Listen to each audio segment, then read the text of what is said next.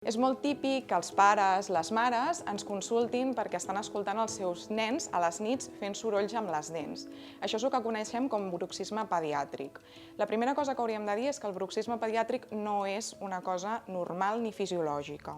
Sí? Hem de diferenciar entre què és el que coneixem per bruxisme i el que no.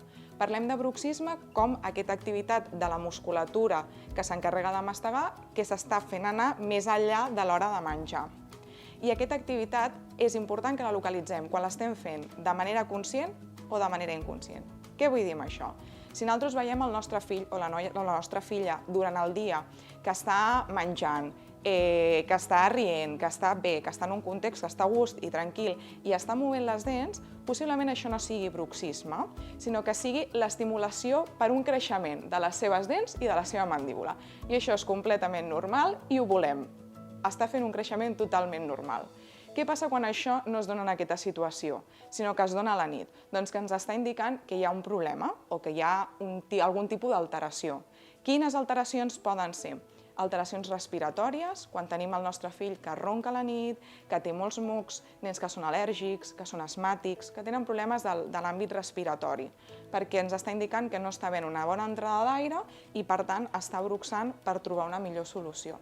També ens pot passar si el nostre nen té habitualment refluxe, vòmits, fins i tot hi ha nens que tenen una tos repetida durant el dia. Això també ens podria estar parlant que hi ha algun tipus d'irritació sobre el tracte digestiu. En aquests casos també ens està avisant que hi ha un problema i haurem de veure què està passant. I l'altre, com sempre, pot ser la part emocional. En els nens no trobem tant l'estrès físic, però sí l'estrès emocional. Si ha vingut un germanet nou, si ha arribat algun membre nou a la família, si han fet un canvi d'escola, tot això els nervis també els està provocant als nens estrès i, per tant, també pot ser que bruxin. En el cas que trobem alguna de les situacions que hem dit ara cap al final, de problemes respiratoris, digestius o d'estrès, hem de consultar i hem de veure què està passant amb la boca d'aquest nen. Especialment si és un nen que s'està queixant o de dolor o de pèrdua de mobilitat de la boca o fins i tot si veiéssim algun tipus de problema dental. És veritat que en els nens l'alteració dental en si no ens preocupa tant perquè acostumen a ser dents que s'han de recanviar, però si hi ha fractures a les dents, si hi ha problemes, això qui ho ha de visitar és l'odontopediatre, ha de fer una bona revisió i ha de determinar que tot estigui bé.